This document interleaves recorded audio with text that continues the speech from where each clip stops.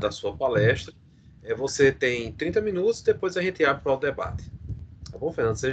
Mais uma vez, seja bem-vindo agora para proferir sua palestra sobre as origens do constitucionalismo brasileiro. Muito obrigado, professor Jean. Então, sem mais delongas, eu passo direto à exposição do tema. Bem, como mencionado, o tema trata do constitucionalismo em formação no Brasil.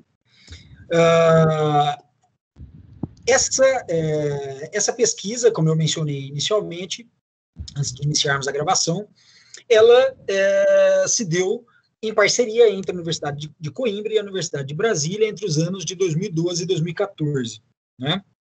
Em 2013, eu tive a possibilidade de, por meio da supervisão do professor Fernando Catroga, passar 6 meses na Universidade de Coimbra e defendi a dissertação de mestrado sob a orientação do professor Cristiano Paixão em 2014 na Universidade de Brasília.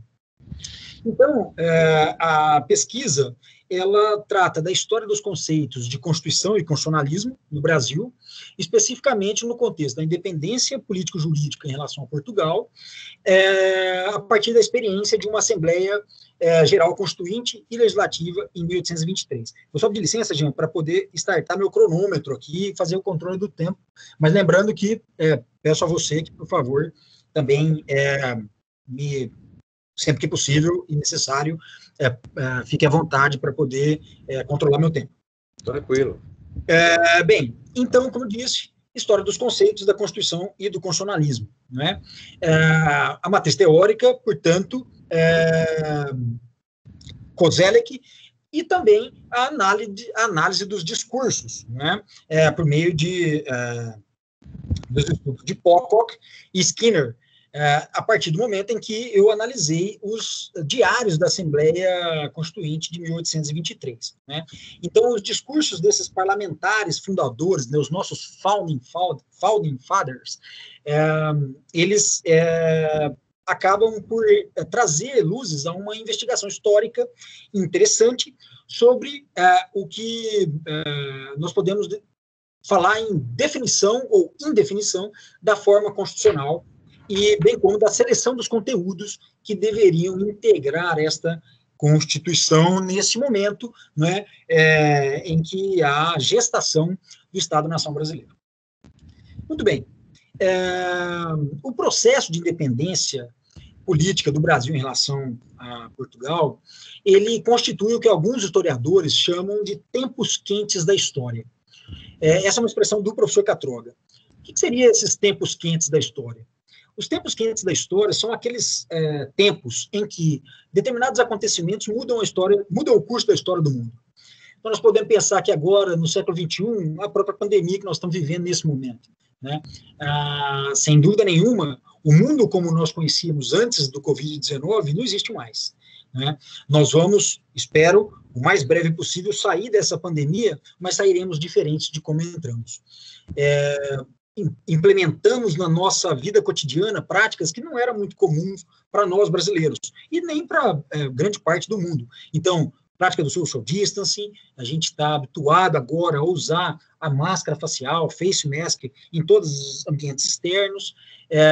Nós adquirimos o hábito, não é, de fazer uma lavagem de mãos e do rosto praticamente várias vezes ao dia. Né? Isso mudou o nosso comportamento, mudou o nosso hábito. Isso, obviamente, o vírus impactou o mundo de uma forma enorme pela agressividade desse vírus. Né? Nós estamos aí com um cenário lamentável de milhares, centenas de milhares de mortes, né, no Brasil, milhões de mortes, já passou do número do milhão no mundo todo.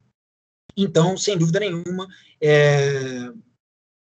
pode-se dizer que estamos vivendo nesse momento um dos tempos quentes da história. Né? No século XX, as guerras mundiais representaram certamente uma modificação do arcabouço jurídico-político e da forma de compreensão do mundo que se tinha antes da eclosão desses dois movimentos bélicos que atingiram o mundo todo de uma forma devastadora. Né? Pulando propositadamente o século XIX, no século XVIII, a gente também viveu essas experiências com a Revolução Francesa e a própria independência americana, né, que também impactaram muito particularmente na forma jurídico-política de organização dos Estados, né, com o surgimento de um novo conceito, o conceito de Constituição, o conceito do constitucionalismo. Pois bem, para Catroga, o processo de independência jurídico-política do Brasil em relação a Portugal também constitui um desses tempos quentes da história. O professor Catroga entende, e ao meu ver com razão, ali houve, de fato, uma modificação dessa estrutura de mundo que existia antes desse processo político-jurídico de independência. Então, basta ver que o próprio Brasil, como Estado, como nação, não existia. Né? Então, havia o Reino de Portugal, Brasil e Algarves, sob uma Constituição monárquica, sob uma Constituição antiga, sob um regime de Estado absolutista, e que se transformou completamente com a independência do Brasil em relação a Portugal e o surgimento dessa nova forma embebido nesse campo de experiência, para usar o Kozelik mais uma vez, nesse campo de experiência que já existia circulando no mundo com a Revolução Francesa, com a Revolução Americana, com a sua repercussão nas colônias hispânicas na América e o próprio movimento constitucional na Espanha e em Portugal, que atravessa o Atlântico e aporta aqui no Brasil, diretamente influenciando o nosso destino, o nosso futuro, né, de país. Então, portanto, o campo de experiência, por um lado, e o horizonte de expectativas, por outro lado, né, conceitos importantes na teoria de Kozelik para constituição para a definição de um conceito qualquer, um conceito que, no nosso caso, é o conceito de Constituição, de constitucionalismo. Muito bem. E essas ideias que já circulavam antes da eclosão do processo constituinte brasileiro, elas expressavam ideias associadas à liberdade, à libertação, a independência, a libertação do jugo inglês, né, na Revolução Americana, a independência dos Estados Unidos em relação à sua metrópole, numa situação muito similar a essa linguagem utilizada na independência do Brasil em relação à sua metrópole, Portugal. Nós vamos ver que, na verdade, é o contrário. Em algum momento, esses papéis se invertem. E essa é uma das causas do movimento constitucional português, e que, portanto, posteriormente vai influenciar o processo constitucional brasileiro. Inverso em que sentido? É que, em algum momento, há o fenômeno da inversão de papéis, em que a colônia se torna a metrópole. Então, Portugal se torna a colônia da colônia. E isso vai desencadear o movimento constituinte português, como eu vou falar em seguida. Mas o fato é que essas ideias pairavam no ar. Essas ideias de Constituição, de constitucionalismo, como expressão de liberdade. Ou ainda melhor, como anseio de libertação e independência. Bem, é sobre os usos desses sentidos que essa pesquisa trata, né, numa espécie de arqueologia do conceito de Constituição. Então, beleza. Eu pensei, então, nesse momento, em formular essa fala, a partir dessa apresentação introdutória, trazendo à luz um conceito do que eu chamo de constitucionalismo luso-brasileiro. O que é esse constitucionalismo luso-brasileiro? Bom, primeiro, destacar. Esse conceito, esse estudo, essa pesquisa, ela se debruça sobre textos e contextos, né? Então, claro, as fontes primárias consultadas, elas revelam enormemente a riqueza de um debate que era muito rico, muito pujante acontecendo, né, naquela época, naquele momento. Eu estou falando no contexto de 1820 a 1823, né, quando se estabelece esse constitucionalismo que eu chamo de constitucionalismo luso-brasileiro, né? Mas não só os textos, não é? Os textos, obviamente, eles refletem apenas uma parte desse processo. eles certamente são influenciados e influenciam o contexto em que eles são criados, em que eles são elaborados, em que eles são discutidos, em que eles são debatidos, né? E é justamente esse embate, essa disputa que revela a riqueza a riqueza semântica dos usos e sentidos de Constituição e constitucionalismo durante esse processo de independência jornalismo-política do Brasil em relação a Portugal, né? Bom, então aí nessa etapa do constitucionalismo luso-brasileiro, eu fiz a divisão em dois momentos. No primeiro momento, eu vou falar do processo constituinte em Portugal, e no segundo momento, do processo constituinte no Brasil, para que a gente possa compreender essas influências recíprocas e essas interrelações, né, textuais e contextuais. Então, o marco temporal aqui, portanto, é 1820, com a Revolução do Porto, até a nossa Assembleia Constituinte, Assembleia Geral Constituinte e Legislativa de 1823. Bem, então, dando início ao primeiro passo desse percurso, falando desse processo constituinte em Portugal, desse processo constituinte português, o que foi a Revolução do Porto? Bom, a Revolução do Porto, ela foi um movimento, ela recebeu uma alcunha, né, pelo fato de ter sido deflagrada nos anos 1820, como eu disse, ela recebeu a alcunha de movimento vintista, e para alguns, ela não passou de um golpe de Estado.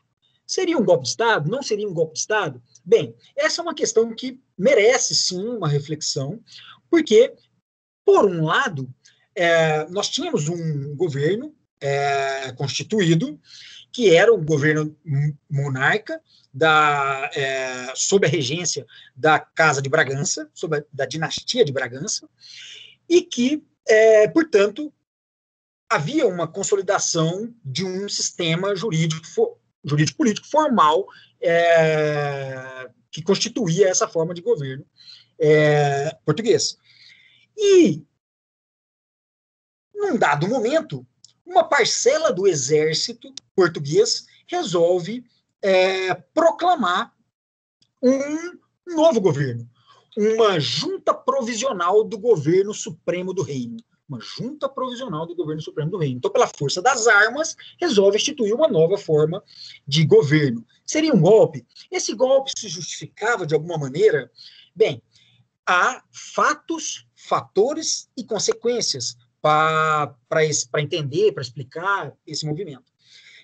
O primeiro fato que é importante mencionar é que havia um descontentamento generalizado na sociedade portuguesa da época, né? Então, todos lembram, e aqui é importante mencionar, que em 1808 houve a mudança, né, da família real portuguesa para o Brasil.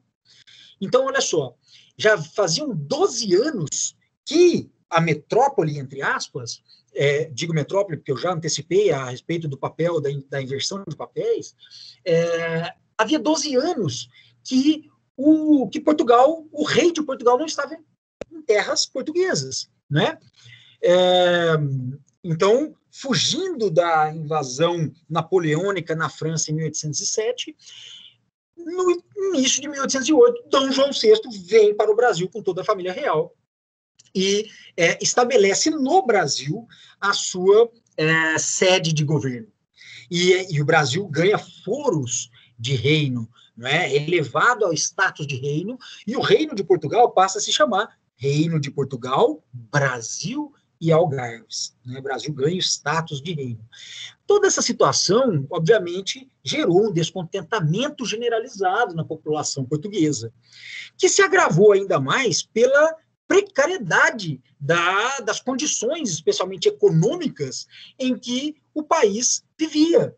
Então, fruto das guerras com a própria Espanha, fruto das guerras com a França, fruto do jugo inglês que auxiliou a expulsão das tropas francesas das terras portuguesas, ao custo muito grave, a um custo muito alto. Por meio de uma política de terra arrasada, o exército inglês, as tropas inglesas, conseguiram, de algum modo, impedir que que Napoleão Bonaparte furasse o bloqueio continental, com acesso direto ao Oceano Atlântico, né, por meio da Península Ibérica, em particular por meio de Portugal. Então, Portugal ficou arrasado. Essa situação política e econômica precária levou a um descontentamento geral que fez com que, em determinado momento, precisamente no dia 24 de agosto de 1820, a 18ª Infantaria do Exército Português resolvesse declarar a instituição de uma nova forma de governo. Que forma essa, como eu já mencionei, a Junta Provisional do Governo Supremo do Reino. E elaborou um manifesto, o famoso Manifesto aos Portugueses, em que, invocando o conceito de Constituição antiga, ou seja, que o rei nem sempre foi rei. Quem deu esse poder para o rei? Quem deu esse poder para o rei foi o povo. O povo permanecia com a soberania em suas mãos. E foi o povo, através das cortes, primeiro, de Coimbra, nos longínquos idos de 1385, e, posteriormente, em 1641, com as cortes de Lamego, que teria se autolimitado para poder transferir parcela da sua soberania para sua representação por meio de um monarca. Então, mas que esse poder soberano nunca foi absolutamente destituído das mãos do povo e podia, então, portanto, justificar a qualquer momento a sua retomada. E, a partir da sua retomada, a convocação de cortes. As cortes que iriam, portanto, a partir de determinadas bases constitucionais, iria firmar o novo pacto da nação portuguesa.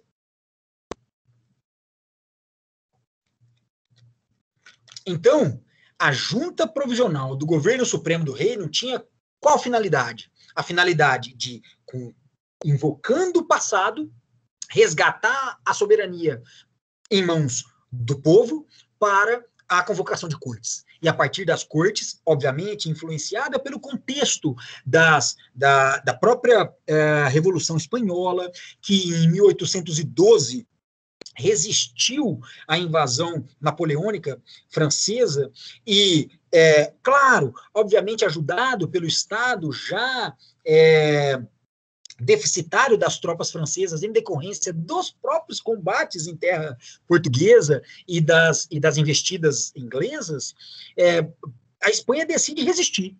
E ela resiste e ela, como diria aqui em inglês, né, succeed. Ela consegue vencer. E, a partir disso, ela elabora uma Constituição, que é a Constituição de Cádiz, de 1812, uma Constituição liberal, para também, a partir desse momento, modificar a sua estrutura jurídico-político, a partir de uma visão de que o poder deve ser repartido para ser controlado. Não é? Então, essa influência da Constituição de Cádiz, de 1812, foi muito presente no Manifesto aos Portugueses, expedido por essa seção do Exército Português no Porto, invocando a Constituição Antiga para a convocação de cortes.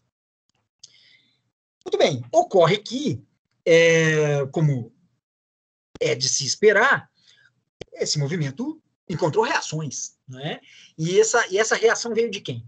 Quando a família real se mudou para o Brasil em 1808, o rei Dom João VI, ele deixou instruções delegando poderes para um corpo representativo dele próprio, representativo do rei, e não representativo no sentido moderno do termo que as cortes vão implementar com a representação popular, não é isso, mas como se fosse, de fato, procuradores do rei. E essa instituição, essas pessoas que receberam essa delegação de poderes, ficou sendo conhecido como os governadores do reino. Os governadores do reino governariam o reino de Portugal na ausência da corte real que estava no Brasil desde 1808. Então, há 12 anos, prevalecia o governo dos governadores do reino. E o governo dos governadores do reino era muito mal visto pelo povo português em geral, mas, em particular, pelo povo do norte, onde se situa o porto. Porque, afinal, a sede do governo português é em Lisboa, é uma cidade situada mais ao sul, então havia lá uma associação de que os governadores do reino não governavam em prol da nação, em favor do bem comum do povo português, mas havia uma peste de corrupção em que, na verdade, eles governavam para si próprios, né? E, quando muito, havia uma preferência por Lisboa em detrimento do Porto. Muito bem. Então, houve mais uma causa para a eclosão do movimento vintista e a Revolução do Porto, né, ter ocorrido na província do Norte. Mas houve uma reação dos governadores do reino a esse manifesto dos portugueses. E no primeiro momento, os governadores do reino rechaçaram essa possibilidade da convocação de cortes. Para eles, só o monarca poderia convocar as cortes. Afinal, as cortes não eram convocadas desde os idos de 1600, as cortes de Lamego.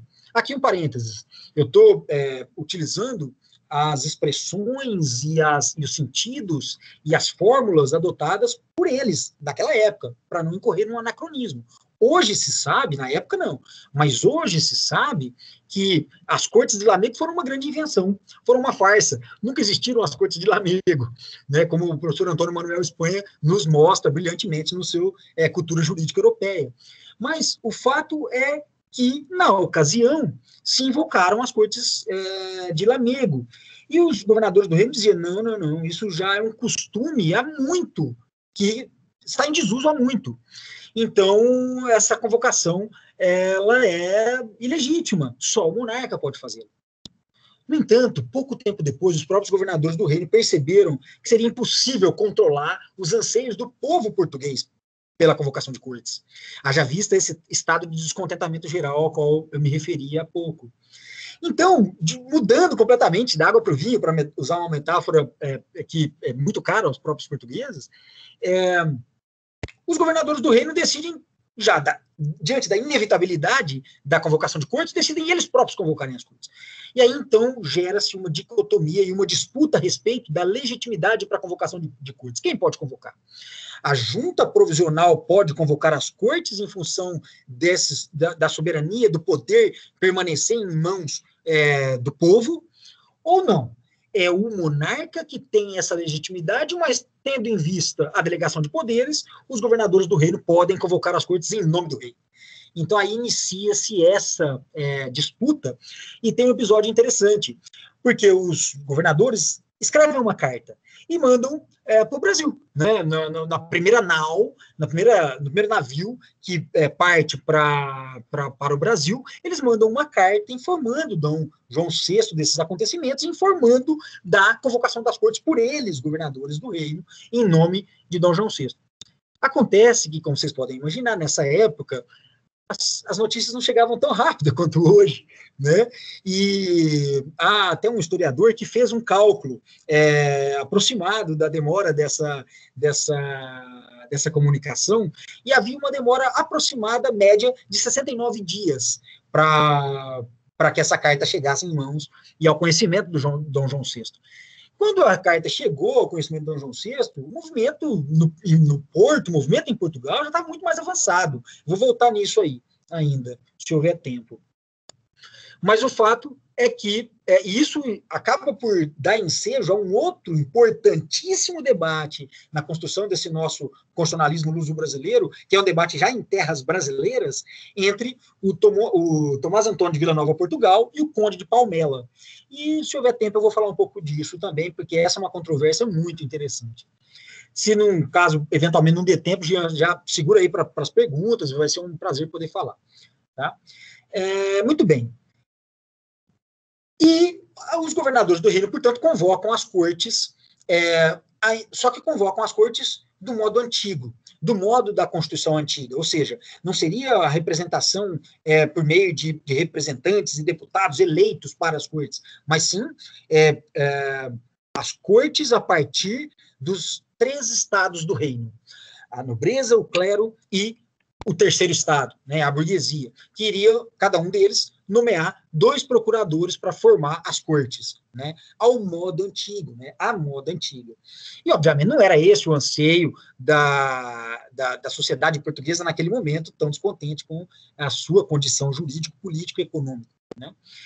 Bem, e acontece um passo em falso que é determinante para esse desfecho dessa história, que é o seguinte: bom, então nós temos lá a revolta do exército no norte, no Porto. Nós temos governadores do reino aqui em Lisboa reagindo a esse movimento. Cadê o exército de Lisboa? O exército de Lisboa está olhando isso tudo sem fazer nada? Está pensando o quê? O que eles vão fazer? Bom, o exército de Lisboa realmente está no momento mais cauteloso, esperando os acontecimentos, o desdobrar dos acontecimentos para poder tomar alguma medida. Mas, obviamente, já cientes do movimento iniciado pelos seus pares no norte, e também ciente de que esses pares do norte, né, 18º Regimento de Infantaria do Exército Português, do Porto, já estava a caminho de Lisboa. Nessa altura, eles estavam próximos de Coimbra, que fica situado entre o Porto e Lisboa. Mas acontece um passo em falso importante. Lembrem-se que o movimento, como eu mencionei, é final de agosto de 1820. Em meados de setembro, então, portanto, poucos dias depois, precisamente dia 15 de setembro, foi justamente um dia importante para a história portuguesa, porque é o dia que se celebra a expulsão das tropas francesas do território português. E essa data é comemorada todos os anos desde que ocorreu a expulsão. E os governadores do reino, com medo do exército, da divisão do exército lisboeta, se amotinar e se ajuntar às tropas do Porto, determina que eles permaneçam aquartelados, em quartel, portanto, e não comemorem o 15 de setembro. E isso foi inaceitável para a tropa lisboeta, que então, portanto, decide sair das sombras e faz um movimento fatal. Eles destituem os governadores do reino e instituem um outro governo provisório, instituem o governo interino de Lisboa. Então vejam que situação. Nesse exato momento, nós temos o governo da junta provisional do governo supremo do reino, declarado pela divisão norte do exército português, e nós temos o governo interino de Lisboa, declarado pelo exército de Lisboa. Bom, isso não vai dar certo. É importante buscar pelo menos uma unidade, né? E é isso que eles... Meu distintíssimo Fernando. Bati meu tempo? Não, de jeito nenhum. Não, de forma alguma. Está muito boa a palestra, mas só alertando que você já está quase chegando a meia hora. O tema eu conheço bastante, o tema é muito palpitante, então pode ficar à vontade, mas aí a gente entre meia hora, mais alguns minutos. Eu te agradeço, Jean, obrigado pela intervenção. Não, mas fique tranquilo, só para dar um espaço também para a gente abrir um debate aqui, tá bom? Fundamental, muito importante mesmo. Obrigado pela lembrança, eu estou computando aqui, realmente já tem 25 minutos de fala. Está chegando, tá chegando, não chegou ainda. Eu agradeço. Tá Vou reiniciar então meu cronômetro aqui e prosseguir de onde eu estou. E tentar de fato abreviar um pouco, mas o fato é que, resumindo essa história, a junta provisional do governo supremo do reino acaba incorporando os membros do governo interino de Lisboa e se divide em 2 seções. Uma seção que vai se destinar a governar o país, a governar Portugal na ausência do rei, e a outra seção chamada de Junta Provisional Preparatória das Cortes, para justamente elaborar as instruções necessárias para a eleição dos representantes que vão aceder às cortes e, portanto, elaborar uma Constituição baseado na manutenção da forma monárquica de governo e também na religião católica, né? Bem, essas instruções são extremamente ricas, elas demonstram uma profunda complexidade e um profundo sentido de representatividade. Eu vou deixar de falar dos meandros dessas instruções, porque elas são muito parecidas com as instruções para a eleição das cortes no Brasil, né? Então, eu deixo para falar quando eu estiver falando do Brasil, e dizer só que foi, de fato, mais uma grande influência da Constituição de Cádiz. Então, eu diria que aqui chegou ao fim uma jornada.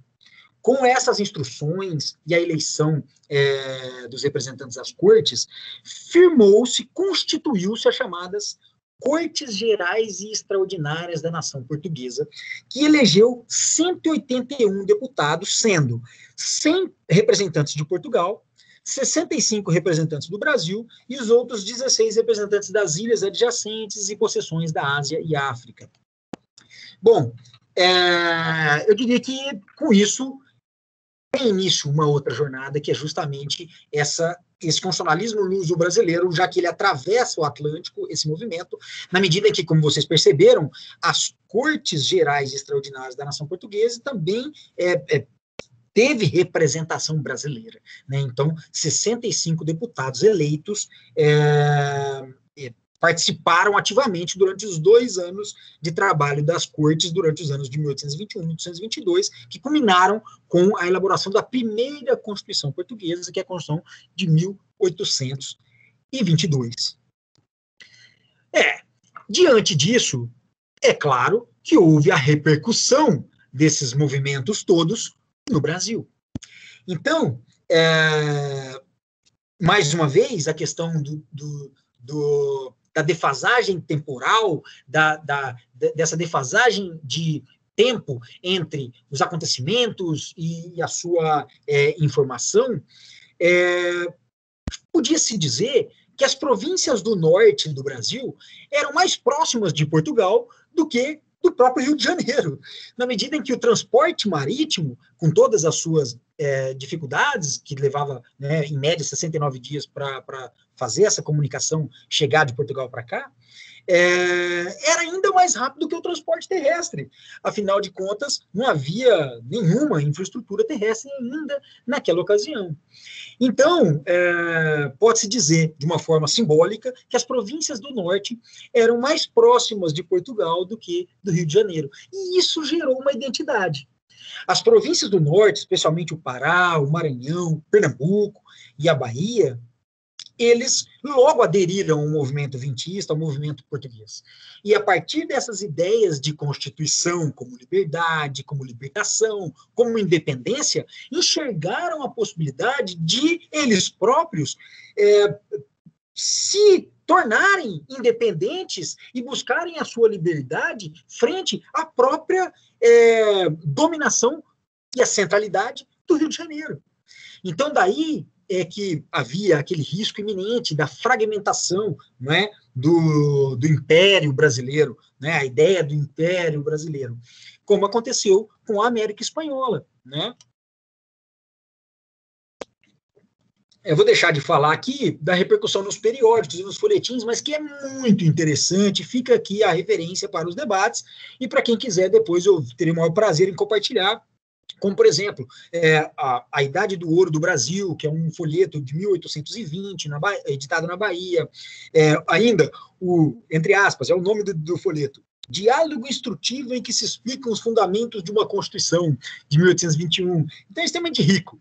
Essa discussão, essa disputa de sentido, ela atravessa o Atlântico de fato e ela seduz as províncias do norte que aderem ao movimento e passam a reivindicar também para si, também para o Brasil, a Constituição de cortes, e a instituição de cortes e a elaboração de uma Constituição genuinamente brasileira. Muito bem. Então, com isso, eu vou deixar de fazer menção agora sobre esse debate entre o Tomás Antônio de Vila Nova, Portugal, e o Conde de Palmela, como eu mencionei. Fica para os debates, caso vocês tenham interesse. É muito interessante essa controvérsia, ela parte justamente de 2 sentidos antagônicos de Constituição e constitucionalismo. Então, em linhas muito gerais, Vila Nova de Portugal era um defensor de uma solução americana, nem que fosse para, em determinada situação, em um grau extremo, abdicar do reino de Portugal, Então, portanto, era um monarquista absoluto e para ele a Constituição era um risco à monarquia. Então, era uma solução americana no sentido de prestigiar aquele que, naquele momento, era o principal elemento do Reino de Portugal, Brasil e Algarves, que era o Brasil. Né?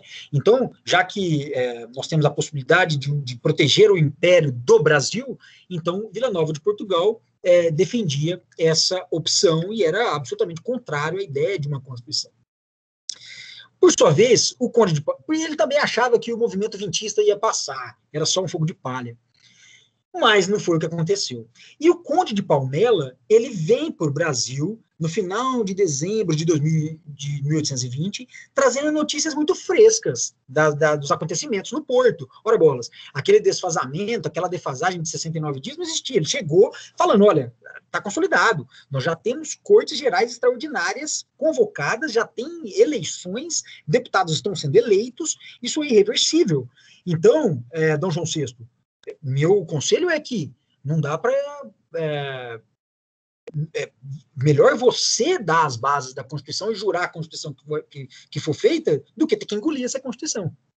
E ele defendia a ideia da volta, né, do representante da monarquia a Portugal, então, portanto, ele defendia uma solução europeia, né, para esse desfecho da crise. Claro, ele era português, né, então, obviamente, os laços dele todos estavam atados a Portugal e não ao Brasil, né. Então, fica evidente. Mas notem a dicotomia e a contraditoriedade desses dois sentidos.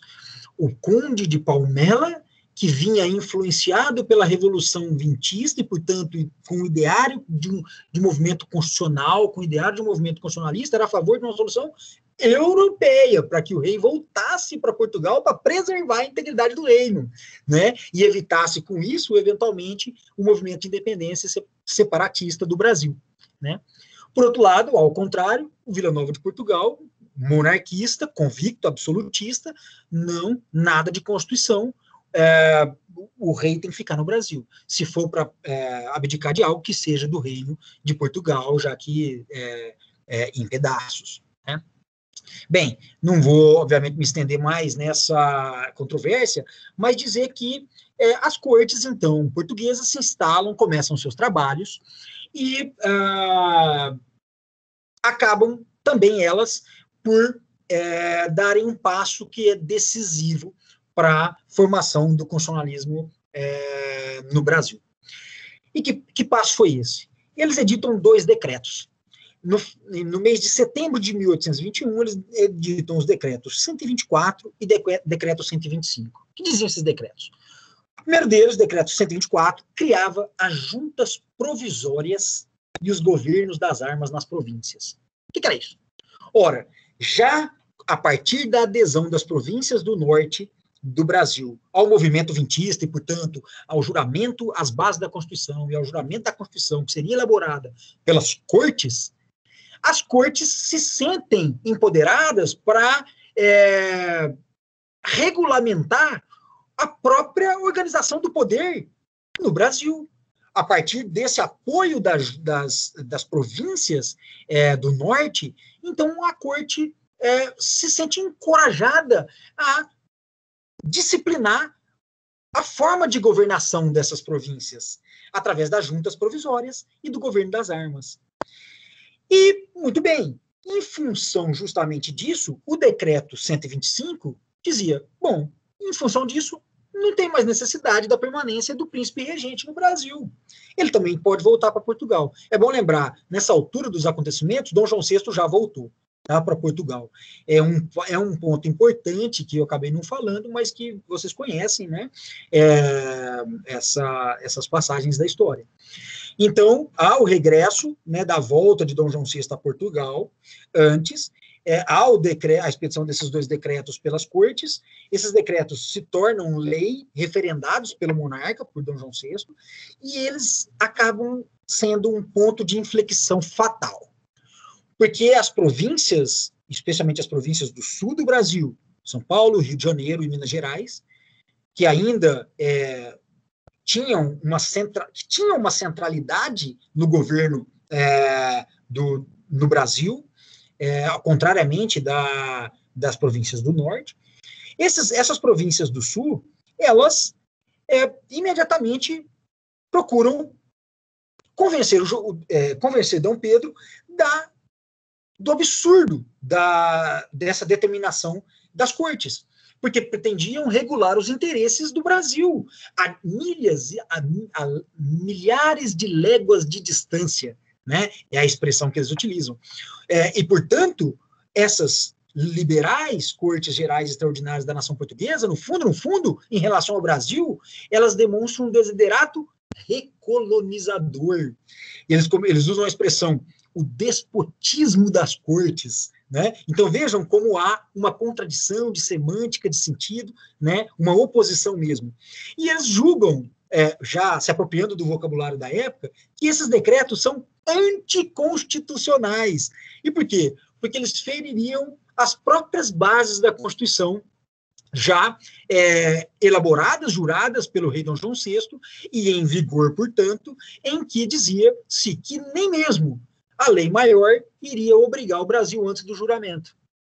E então, quiçá, as leis que eles chamam normas de direito público particular. O que são as normas de direito público particular? Seriam as leis inferiores às normas de direito público universal. Então, portanto, há um certo sentido de hierarquia de normas aí, e já em disputa. E eles entendem que esses decretos, por se tratarem de normas inferiores, são anticonstitucionais, né, nas palavras que eles utilizam. Muito bem. Daí, vocês sabem bem, né, os acontecimentos se desdobram com o famoso dia do fico, né? Eu vou claramente fazer uma abreviação aqui, Jean, porque eu estou vendo que eu vou bater 40 minutos exatamente agora.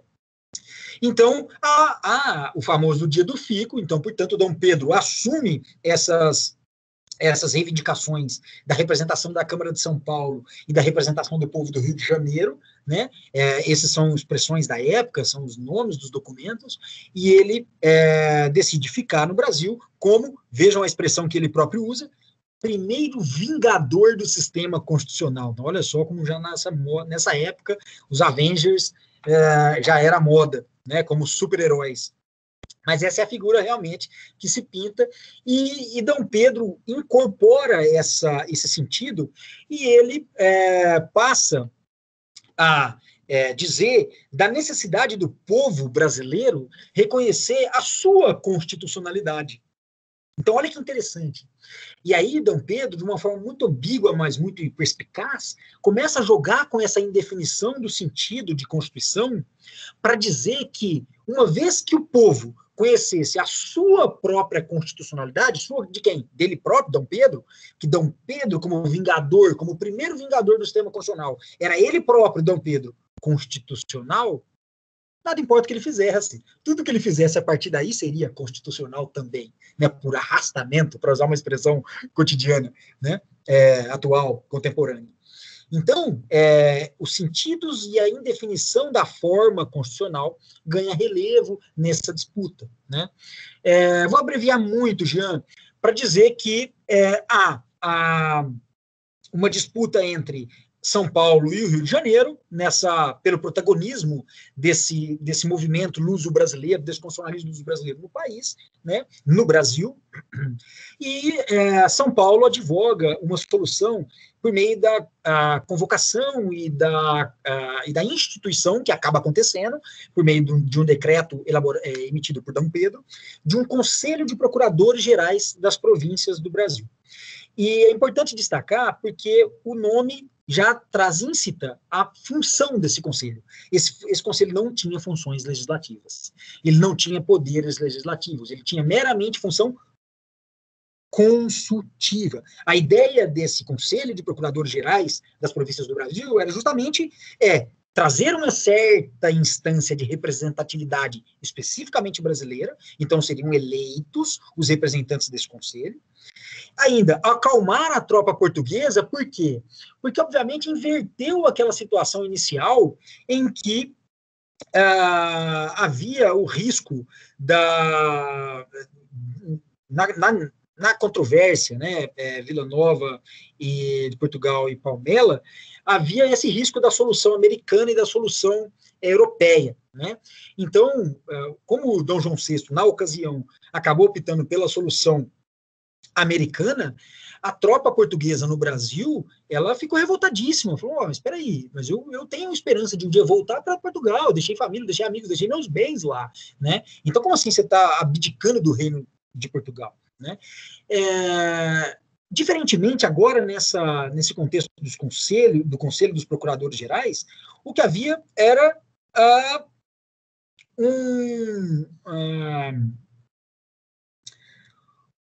um anseio do povo, da representatividade brasileira, de uma representatividade genuína, que não, inclusive, paritária com as cortes gerais, extraordinárias da nação portuguesa, né? Então, foi uma forma de tentar apaziguar os ânimos, esse conceito. Muito bem, o Rio de Janeiro, para não ficar para trás nessa disputa, nessa conversa, acaba por propor, diferentemente, mais uma vez, sempre com a repercussão nos folhetos, periódicos, folhetins, né, desse embate, desse alcance desse conselho, né, e dessa representatividade, quão representativa de fato era essa composição do conselho, o Rio de Janeiro acaba por propagar ou por defender uma solução de uma convocação de uma Assembleia Geral das províncias do Brasil.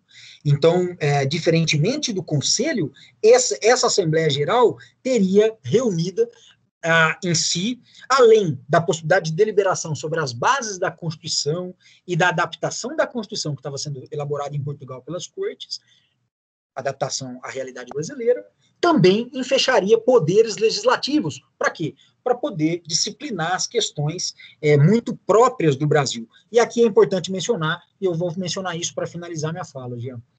A questão do escravismo é fundamental, e é uma outra contradição importante dessa filosofia ou desse pensamento, desse ideário liberal, por um lado, liberal conservador, e por outro lado, o ideário daqueles que defendiam uma monarquia absolutista, ou ainda, de uma forma mais temperada, uma monarquia constitucional, né? E por que isso?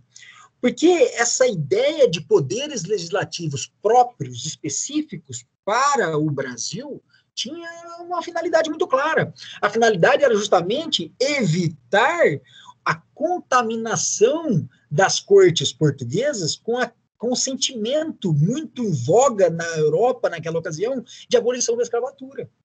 Então, eu quero ter poderes legislativos, mas para quê? Para que ninguém venha mexer na minha escravidão. Então, obviamente, um movimento extremamente rico, ele é cheio de nuances, né, como eu estou dizendo. Nós continuaríamos aqui até amanhã se deixasse.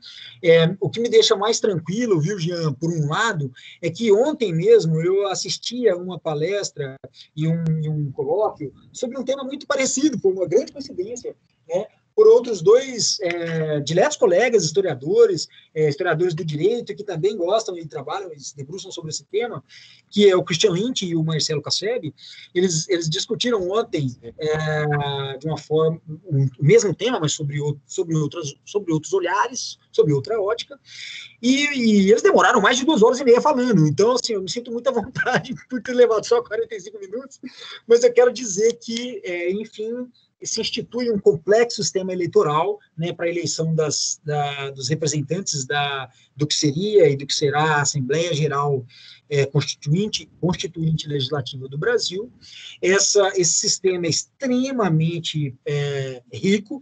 Ele previa um sistema misto, com 2 fases: uma primeira fase de voto direto, uma segunda fase de voto de eleição indireta, né, dos representantes da corte ao final, e possibilitava, inclusive, o voto de analfabetos. Então, um sistema realmente bastante avançado, bastante rico para a sua época. E assim, com isso, no dia 3 de maio de 1823, é instalada a primeira sessão da Assembleia Geral Constituinte e Legislativa do Brasil. Importante destacar que era uma Assembleia que também reunia esses poderes esses poderes legislativos. A função legislativa da Assembleia foi fundamental, preponderante, entre outras coisas, em função da questão do escravismo, como eu mencionei. Eu fico por aqui, me disponho a continuar nos debates, peço desculpas pela demora, esse é um tempo longo, eu já imaginava que ia acontecer isso. Agradeço muito, Gê.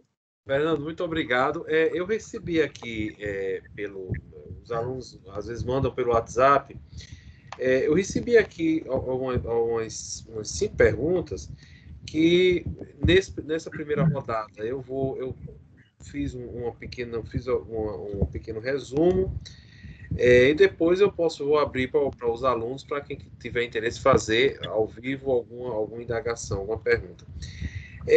São três questões, Fernando. A primeira delas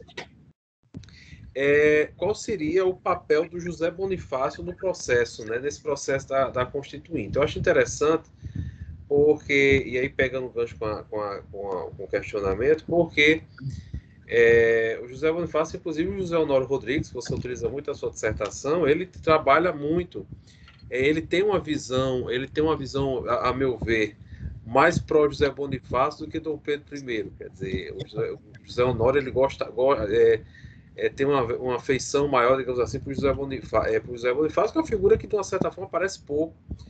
Quando a gente fala da questão da independência, é muito mais o Dom Pedro I. A segunda é uma análise dessa questão do fim, da extinção dessa Assembleia Constituinte e a questão do poder moderador. E aí, puxando também um gancho, o papel de Dom Pedro I nesse processo. Eu acho muito interessante, porque a gente, como você falou, a gente está num processo aí das revoluções no século. Se você pegar aí o final do século XIX, o final do século XVIII para o início do XIX, você está tendo aí muitas chamadas revoluções liberais burguesas. Você tem a Revolução Francesa, a Revolução Americana, quer dizer, você tem um sopro dessas revoluções no mundo. E quando a gente chega no Brasil, onde caminhava-se para uma Constituição que pegasse essas influências, como você também falou, mas aí você tem o Dom Pedro I que dissolve a Assembleia Constituinte, impõe a Constituição outorgada, e inclusive com um poder bastante interessante, que além daqueles 3 clássicos, da separação dos poderes aí do Montesquieu, mas você vai ter aí o chamado poder moderador. Então, as perguntas para o debate são, uma relacionada a esse papel de José Bonifácio, figura, a meu ver, você pode até me corrigir nisso, mas uma figura, a meu ver, do ponto de vista da história mesmo, pouco estudada. A gente tem muito trabalho sobre Dom Pedro I, né? Essa questão do poder moderador e o papel do Dom Pedro I nesse processo. Ótimo, excelente, excelentes perguntas, de fato agradeço bastante, Jean. Vamos lá, essas perguntas por si só dariam mais outras tantas palestras de 45 minutos cada uma. Sim. Então, vou tentar ser breve, mas procurar abordar um pouquinho dessas questões todas suscitadas, e isso demonstra a qualidade da plateia, a qualidade das pessoas que estão assistindo, e são perguntas realmente muito profundas e que demonstram interesse pelo tema. Então, agradeço, tá? Então, todos os parabéns. Vamos lá. Então, papel do José Bonifácio na Constituinte. É um papel importantíssimo, é um papel fundamental, eu diria, e nessa breve exposição, né, de 45 minutos, eu acabei não conseguindo abordar os personagens, né, dessa disputa de sentido, desse momento, né? Mas um dos personagens, sem sombra de dúvida, é o José Bonifácio. Mas não só, tá, Jean? No fundo, o José Bonifácio, ele até que, para os historiadores em geral, ele é uma figura bem destacada nesse processo. Ele não é apagado, pelo menos a impressão que eu tenho é que ele tem Os historiadores dedicaram a ele um papel importante, dedicaram a ele estudos que revelam uma importância enorme nesse processo, que ele, de fato, tem, né? Então, tanto que nós conhecemos a alcunha de patriarca da independência, né? Que é associada ao José Bonifácio. Mas olha só, e ele, de fato, jogou um papel fundamental, né? Basta lembrar que José Bonifácio, ele era, ao mesmo tempo, ministro, né? Ele era, ao mesmo tempo, conselheiro, né? Do Conselho dos Procuradores Gerais das Províncias, era também ministro de Estado e ministro dos Negócios Interior. Ele, portanto, frequentava tanto esse ambiente de representatividade limitada do Conselho, né, e o ambiente da corte, né, gozando de estreitos laços com o Dom Pedro, para poder, de fato, se valendo dessa proximidade, influenciá-lo, né, na tomada de decisões.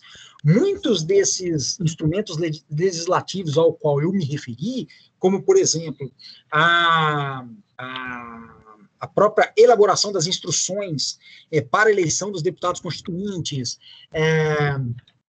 que é fundamental para a eleição, né? É o documento básico para a eleição dos deputados das cortes constituintes brasileiras, da Assembleia, foi redigida pelo José Bonifácio, né? A representação da Câmara de São Paulo, no primeiro momento, pedindo, alertando para a anticonstitucionalidade dos decretos 124 e 125, e concitando Dom Pedro a permanecer no Brasil, foi elaborada por José Bonifácio.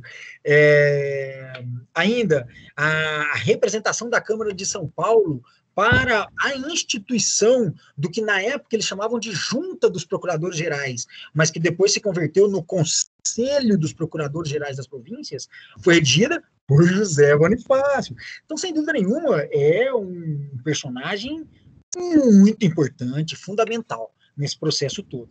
E isso eu estou dizendo das instâncias formais, mas havia também as instâncias informais. E eu diria que elas são talvez até mais importantes do que as instâncias formais, porque é ali onde as coisas acontecem. Então, o que acontecia?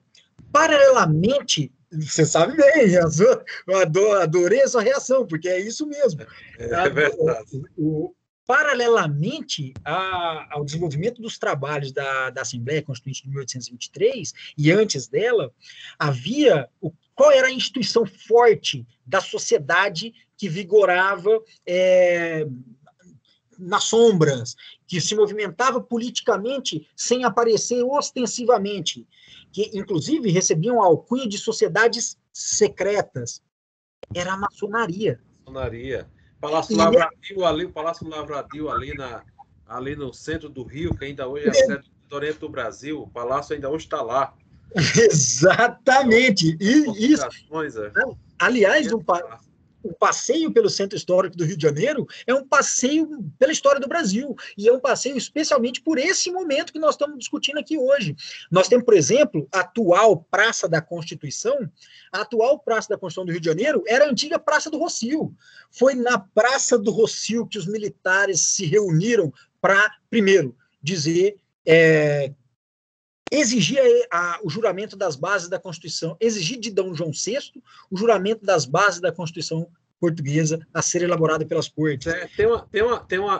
Tem ali no centro, perto ali da Confeitaria Colombo, tem uma igreja, está lá a placa, aqui no dia 9 de janeiro, foi o dia do Fico e tal, no centro do Rio, quer dizer, realmente é um passeio, é muita história. O prédio da Assembleia Legislativa, o prédio da Assembleia Constituinte Legislativa está lá. Então, assim, tem aquela famosa foto que tem nas capas dos livros do Dom Pedro com um secretário de assessores, né, de membros dessa elite brasiliense, Coimbra, à sua volta, mais precisamente atrás de si, numa sacada, né, fazendo o pronunciamento do dia do Fico. Tá lá, você pode ir nessa sacada, você abre a janelinha ali, abre abre a cortina e se sente o próprio Dom Pedro. É fantástico, é realmente um passeio maravilhoso. Mas voltando ao que eu dizia, paralelamente a estrutura formal, né, a movimentação formal, né, do Estado, por meio das manifestações públicas, por meio dos decretos, por meio dos debates na Assembleia, paralelamente havia as reuniões das sociedades secretas, a reunião da maçonaria. E a maçonaria, nesse momento, era chefiada por quem? A Casa do Grande Oriente, José Bonifácio de Andrade Silva.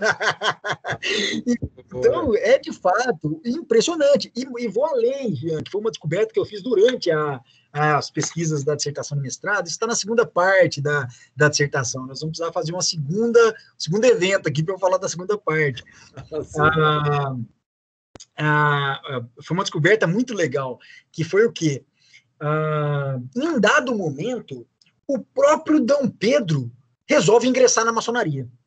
E ele resolve ingressar na maçonaria... Tornou grão-mestre da maçonaria, depois o primeiro ato dele foi fechar a maçonaria. Exatamente, só que ele não quer ficar abaixo da estrutura hierárquica da maçonaria, não quer ficar abaixo do Zé Bonifácio, que é o seu assessor direto. Então, o que acontece? Num momento de enfermidade do José Bonifácio, há uma cisão. E a Casa do Grande Oriente se divide em duas. Uma permanece com o mesmo nome, Casa do Grande Oriente, mas é criado o apostolado.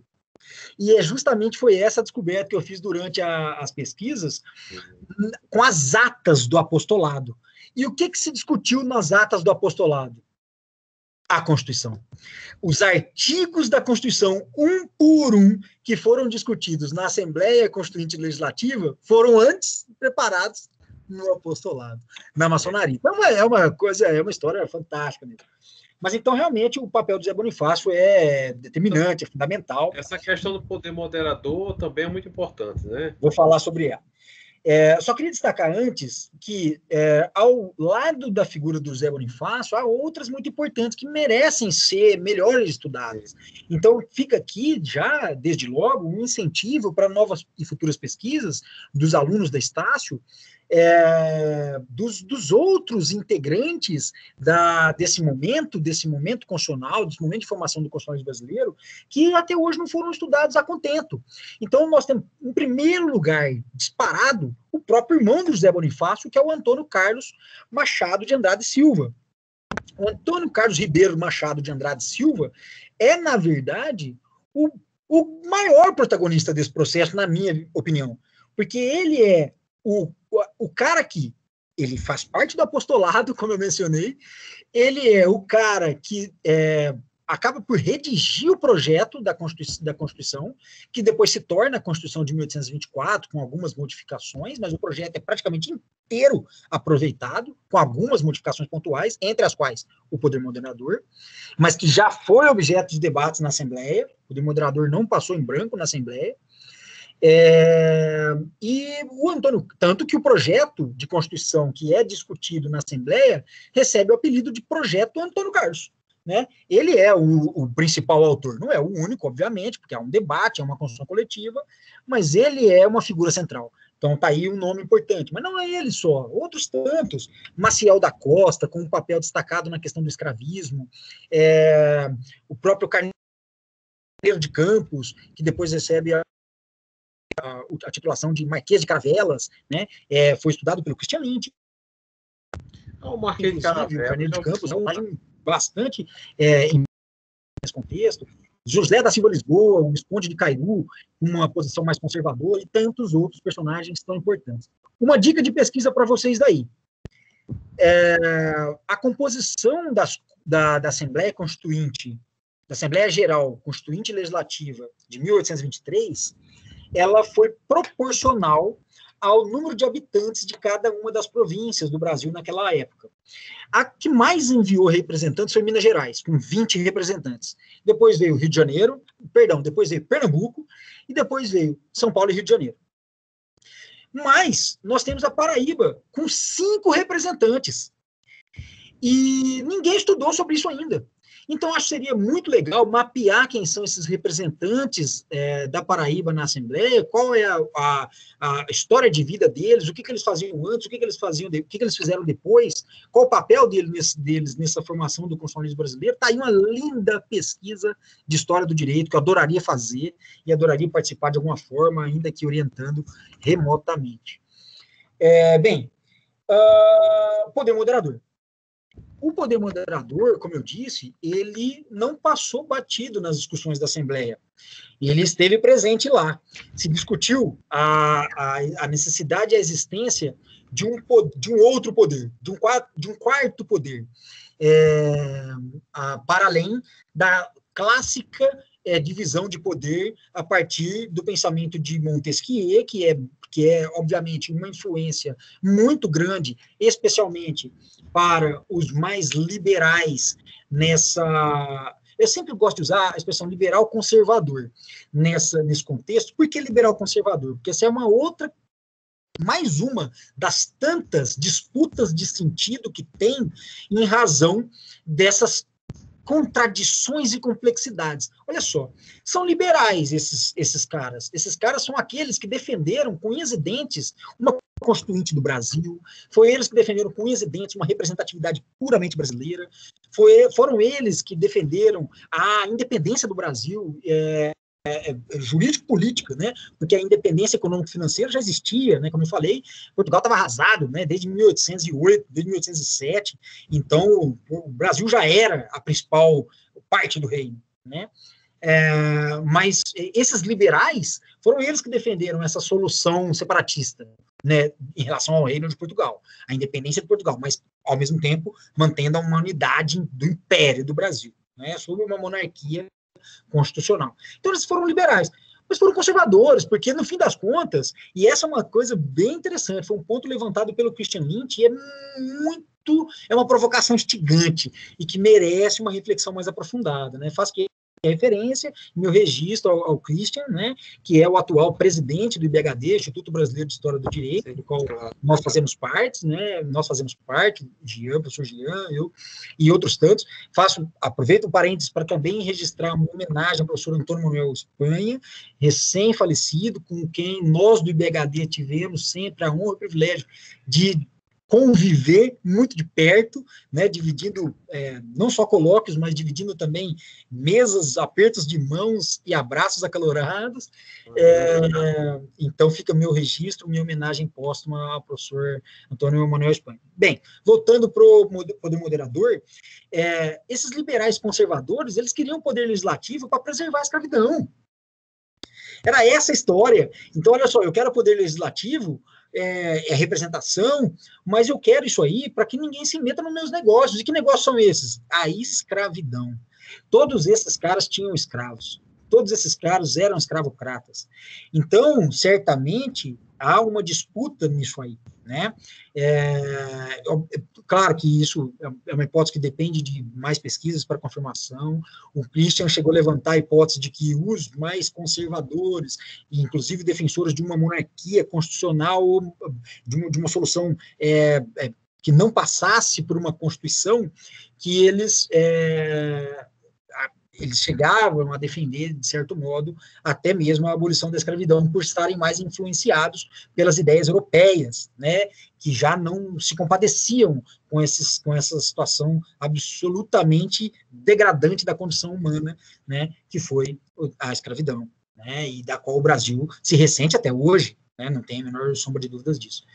Então, mas essa é uma hipótese ainda a ser confirmada, precisa de mais pesquisa. Está aí outro campo de pesquisa super interessante, que os alunos da Estácio devem abraçar e se aprofundar o quanto puderem.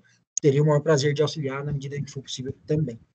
Bem, o que era o poder moderador? O poder moderador, a ideia principal vem do filósofo francês Benjamin Constant, e a ideia de um poder moderador era a existência de um quarto poder.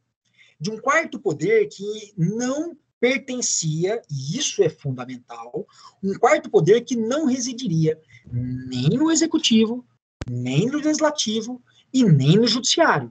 Seria um poder acima de todos os outros 3 poderes que não teriam nenhuma dessas 3 funções. Então, portanto, o poder moderador não iria administrar nada, não iria executar nada. O poder moderador não iria legislar, não iria produzir normas nenhuma. Ele muito menos iria julgar, ele não iria, num conflito, inclusive entre, eventualmente, cidadãos, ele não iria exercer qualquer função de judicante.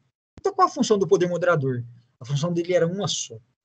De acordo com o pensamento clássico do Benjamin Constant, a função dele era evitar uma ruptura constitucional. A ideia é maravilhosa. A ideia do poder moderador de Benjamin Constant, a ideia é maravilhosa, Jean. Se você pega os originais do Benjamin Constant, claro, tem tradução, não precisa pegar na língua francesa, mas se você pega as obras do Benjamin Constant, você vê que há uma razão muito importante para a existência desse poder moderador, que não se confundiria com nenhum outro para justamente evitar a ruptura.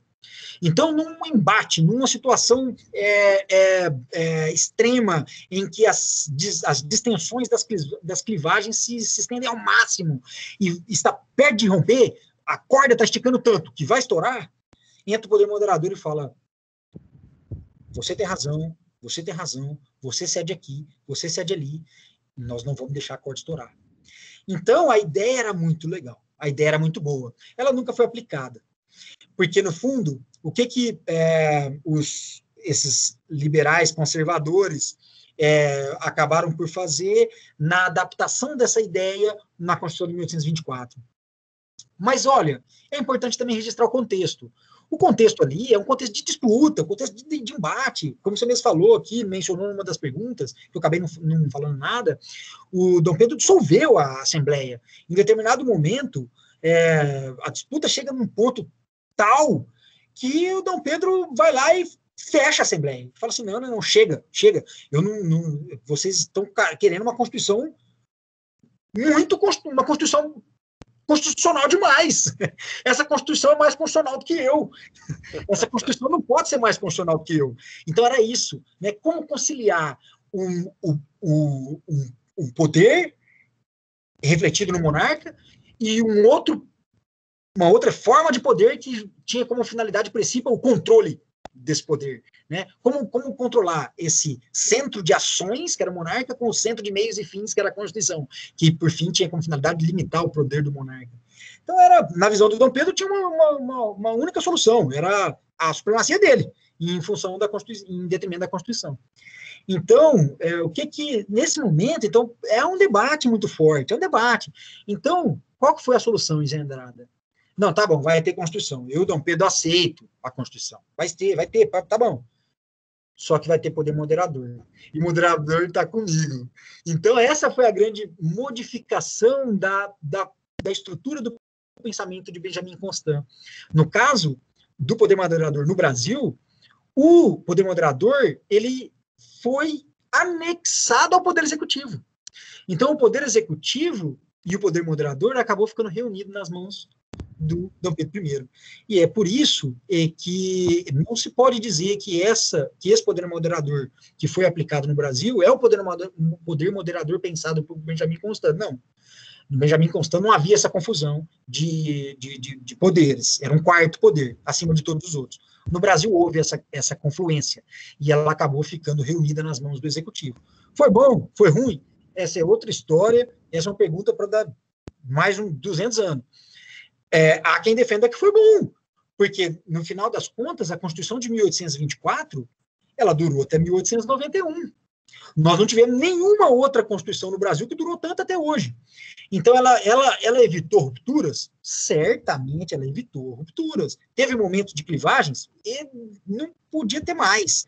Teve momentos seríssimos de clivagens. Mas, claro, solucionado sempre, no final das contas, na base do manda quem pode, obedece quem tem juízo, se afinal de contas estava na mão do Dom Pedro, né? Então, se foi bom, se foi ruim, eu particularmente não tenho minha opinião formada. Acho que, se fosse para falar alguma coisa, eu diria que a ideia do Benjamin Constant é maravilhosa. O Brasil utilizou ela de outra forma. E eu não gosto da forma como foi utilizada, aí é uma outra história. É outra história, eu concordo com você. Fernando, tem uma pergunta aqui que eu achei bem interessante, foi Letícia que formulou, ela inclusive colocou no chat também, eu confesso a você que eu não sei, enfim, eu também não tenho não tenho um posicionamento sobre isso.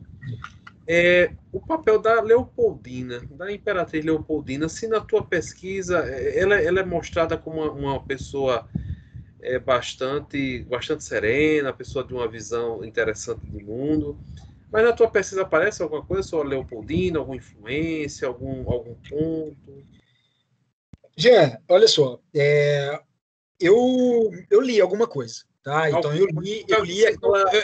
Eu vou formular melhor a pergunta, não sei, não necessariamente na pesquisa se aparece algo, mas assim, com as suas leituras, aí que você já confirmou que fez algumas leituras sobre ela, você teria alguma não diria opinião, mas enfim, eu tenho procurar sobre ela. Tem uma Olha, aluna perguntando porque elas querem saber da Leopoldina. Não, eu tenho pouco a dizer sobre ela. Não me arriscaria a dizer nada que eu não saiba. Então, eu acho que é importante. É uma personagem importante. Por ocasião, quando você está fazendo pesquisa, você sabe muito bem, né? Você, além das suas fontes primárias, né? Você tem todas as fontes, conjunto de fontes secundárias que vão, além de lançar luzes sobre a doutrina que você vai utilizar, então a matriz teórica do seu objeto de pesquisa, né? No meu caso, como eu mencionei, né? Kozelek, Skinner, Pocock, todos aqueles outros autores, acho que eu não mencionei, eu cheguei a pensar, mas não mencionei, que também foram influentes na minha referência teórica, não, que são, do ponto de vista da teoria constitucional e do constitucionalismo, né, e da história, né, da historiografia, Bernard Bailyn, que tratou das origens da Revolução Americana, Horst Dippel, que tratou do constitucionalismo moderno, Maurizio Fioravanti, que escreveu sobre também conceito de Constituição, Dieter Green, Hans Monhaupt, o próprio Antônio Manuel Espanha, com uma obra vastíssima, o Cristiano Paixão. O Cristiano tem um livro específico sobre a Revolução Americana e a Revolução Inglesa. Ele não estuda o período especificamente pré-republicano brasileiro, mas ele tem esse interesse pelas origens do constitucionalismo, então ele tem esse livrinho, é um livraço, na verdade, né? É livrinho porque ele é pequeno, mas ele é extremamente denso e rico de conteúdo, né? Escrito em coautoria com o Renato Biliazzi. Então você consulta uma série de referências secundárias. Nessa busca por referências secundárias, eu me deparei com uma biografia da Imperatriz Leopoldina. É uma biografia bem interessante, ela mostra o grau de influência que a Imperatriz tinha sobre o Dom Pedro, mostra também uma questão que é bastante relevante para o entendimento desse contexto da independência do Brasil, mas que eu não aprofundei, porque não era o objeto da minha pesquisa, então eu não entrei nisso, mas que é justamente as relações internacionais que estavam acontecendo naquele contexto para poder viabilizar esse processo de independência. Então, a própria origem familiar da Imperatriz Leopoldina como herdeira do Reino da Áustria é importante, né? Ela joga um papel muito importante, porque há um apoio externo para esse processo de independência brasileiro, né? Tem outras questões também que envolvem, ainda nesse jogo diplomático, né, que envolve a própria chamada compra da independência do Brasil, porque tem pesquisa sobre isso também, eu não aprofundei, mas passei por elas, que é o fato de que o Brasil teve que saldar boa parte da dívida externa portuguesa com a coroa inglesa. Então, como a Inglaterra auxiliou na expulsão das tropas francesas e posteriormente na reconstrução de Portugal, houve um endividamento externo muito grande do Reino de Portugal. só que ainda na ocasião, Reino de Portugal, Brasil e Algarves, né? Então, para que o Brasil conquistasse a sua independência, ele também teve que pagar isso aí. Então, tem inclusive documentos primários que mostram as duplicatas, né? Que o Brasil pagou literalmente a sua independência. Então, assim, eu não saberia aprofundar mais discussões sobre a Imperatriz Leopoldina, mas recomendo. Não me lembro não vou me recordar de cabeça agora a autora, mas basta você googar aí, bota um Google, que você vai encontrar. É uma biografia e é um livrinho simples, pequeno, fácil de ler, gostoso, porque conta muita coisa do cotidiano também, das aventuras extraconjugal do Dom Pedro e das aventuras da própria do quanto a Leopoldina era amada e querida por todos na sociedade. Era uma mulher muito bonita, era uma mulher muito doce, era uma mulher muito inteligente, né, muito perspicaz, artista, né, ela tocava piano lindamente, fazia gravuras muito bem, né, ela tinha o dom da arte. Então, recomendo aprofundar na pesquisa, mas eu gosto de ser alguém especialista no assunto. A questão das relações internacionais, muito interessante mesmo.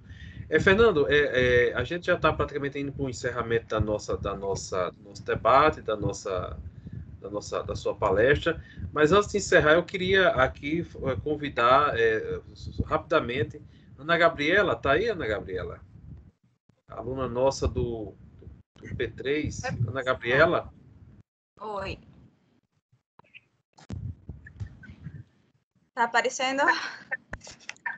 Eu queria rapidamente, Fernando, como diz a gente, um evento como esse a gente não poderia jamais, um evento desse não se faz só, e queria de público agradecer em nome dos discentes, a Ana, que é discente, que é aluna aqui do nosso curso, que nos ajudou muito na divulgação do evento, agradecer muito também a Marisa, agradecer ao Raoni, agradecer a Juliana, a Regina, também agradecer a Kevlin e a todos, né? E em particular a Ana, que abraçou realmente o evento, nos ajudou muito com artes, e ajudou muito com todo o trabalho, com toda a sua dedicação. E Ana, muito obrigado pela sua dedicação, pelo seu trabalho. E se não fosse sua ajuda, nós não teríamos chegado até aqui. Muito obrigado. Obrigada pela oportunidade, professor. Foi ótima palestra, viu, professor Fernando? Muito obrigada pelo seu conhecimento. Por favor, agradeço. Obrigada pela oportunidade. Quero me colocar à disposição da Estácio para o que for necessário. Dizer que foi um prazer enorme participar da organização do evento, seja na elaboração da arte, como também na divulgação. E estamos aí. Muito obrigada, Jean, pela oportunidade, assim, por ter escutado, assim, eu falo em nome